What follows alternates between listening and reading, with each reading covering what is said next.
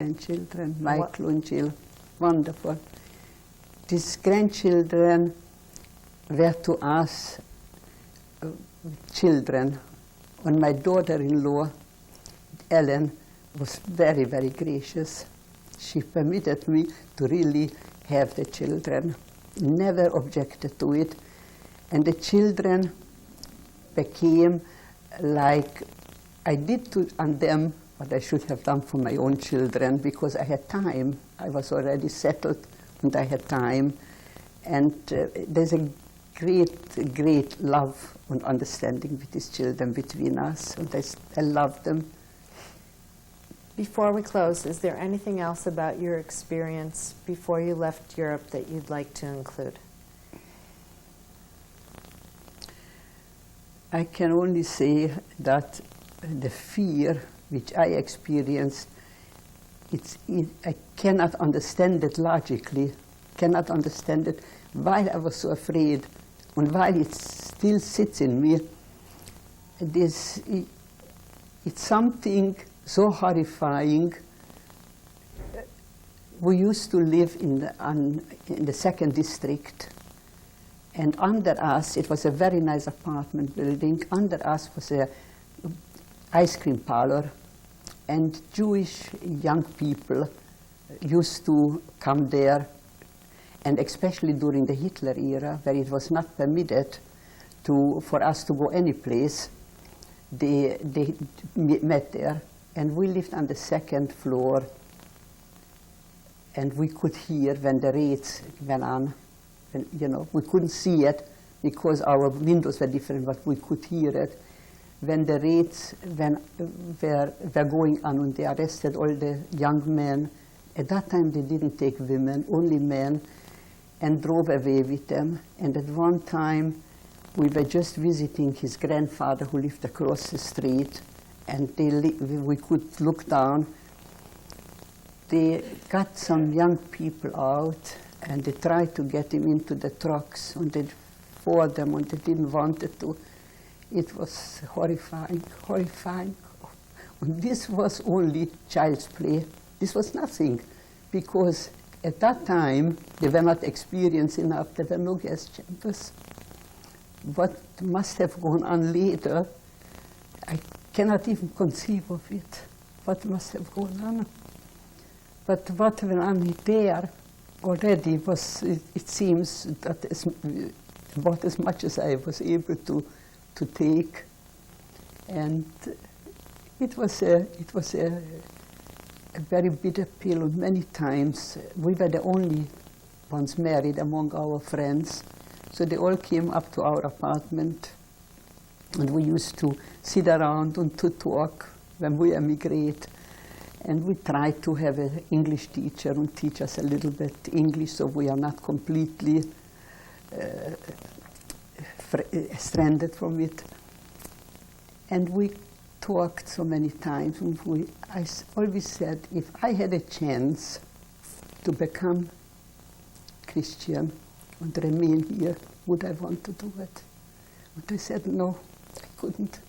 I never would want to belong to a race which did things like that for no reason whatsoever. And I live in a ghetto. This is my own ghetto, which I built. And how shall I say, I'm not a racist, but I'm prejudiced, because I get burned and I'm afraid, and I'm too old to change.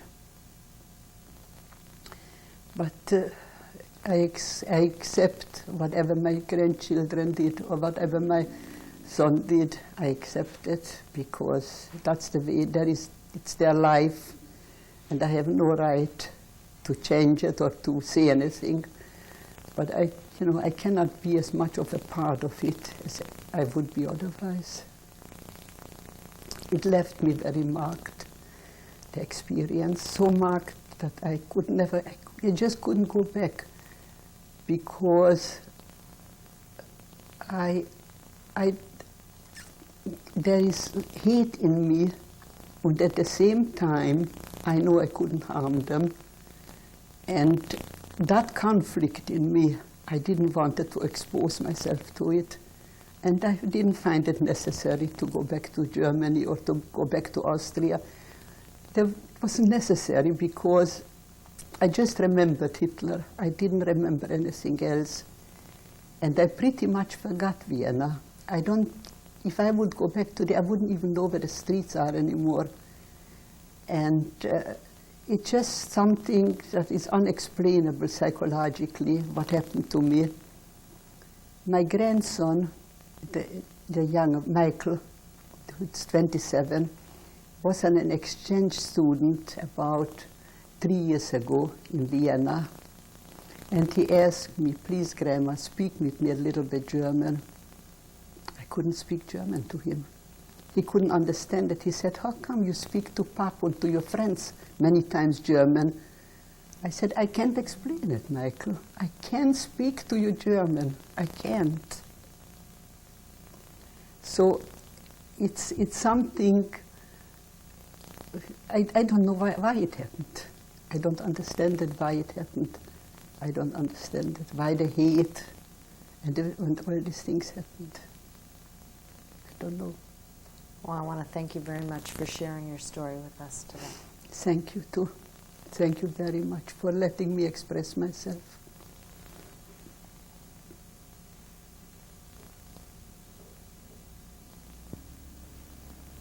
Lily, will you please introduce who's with us? This is my childhood sweetheart and my husband, Kurt. I went to, in Vienna, I went to college, and I had a friend of mine, and he told me, you know, I know a nice girl, but I'm not Jewish. She would be ideal for you. And he introduced us on the ice skating rink, and we became very good friends. I played ice hockey at that time.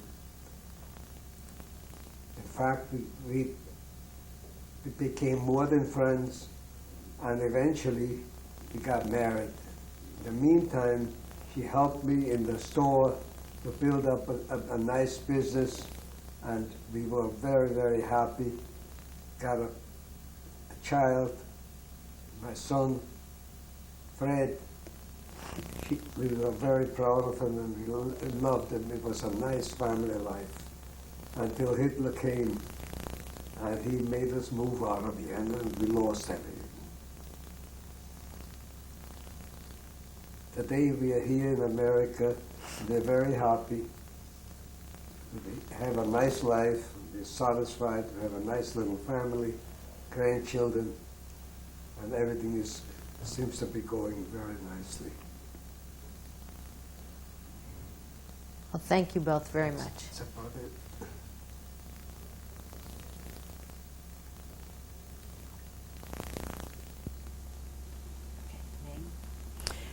Max Altmann, my grandfather.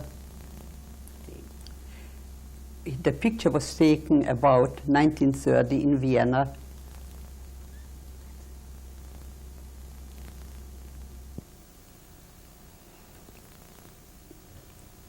This is the picture of my grandmother, Hannah Altmann. Must have been taken about 1916 in Paris, Hungary.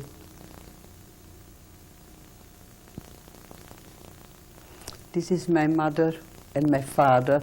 My mother, Regina, and my father, Levi Markowitz. It was taken, I think, to the engagement. My mother must have been about 22 years old.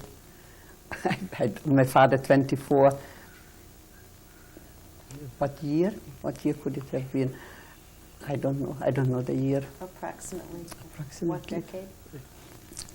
Well, my sister was born in 1910, so it must have been 1908, 1908. And where? In Hungary.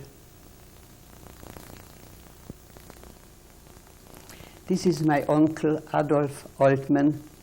He was a rabbi in Germany.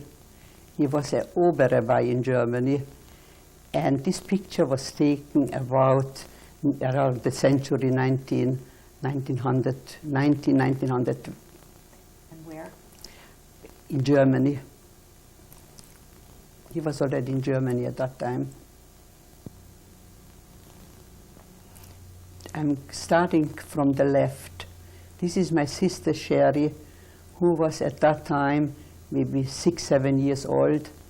My mother, Regina, myself, I must have been about 2 years old, and then my brother Eugene, who was 2 years older than I am. Picture was taken in Hungary, in Paris, where I was born. About what year? In what year? In 1916, 1917.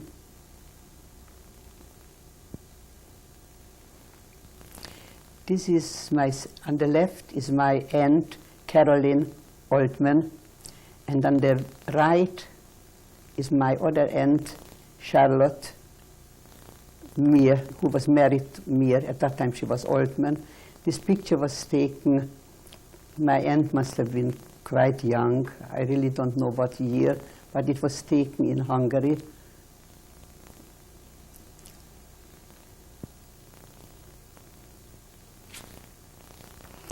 This is my mother on the right, myself sitting and holding my oldest son, Fred, on my lap. This must have been in 1935 in the summer, and it was taken in Vienna. This is my Viennese passport with which I traveled to this country. This must have been in beginning of September 1938 that I got it.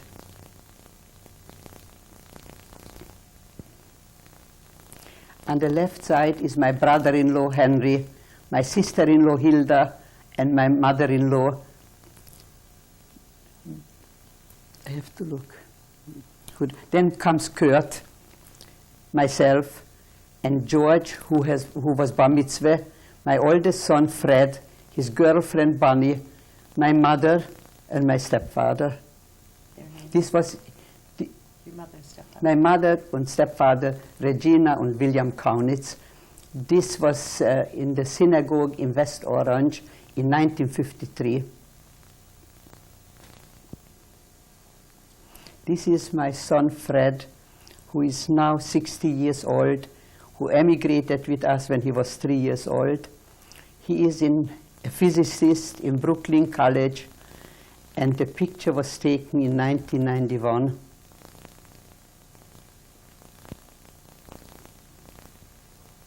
This, on the left side, is my daughter-in-law, Ellen.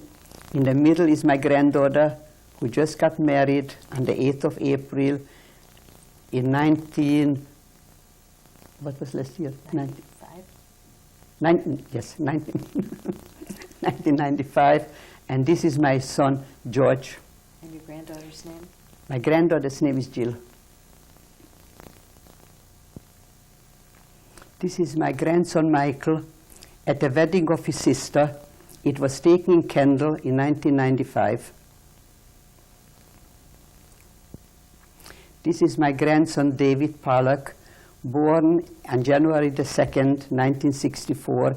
The picture was taken in Rhode Island. About what year? I don't know. I don't know the year.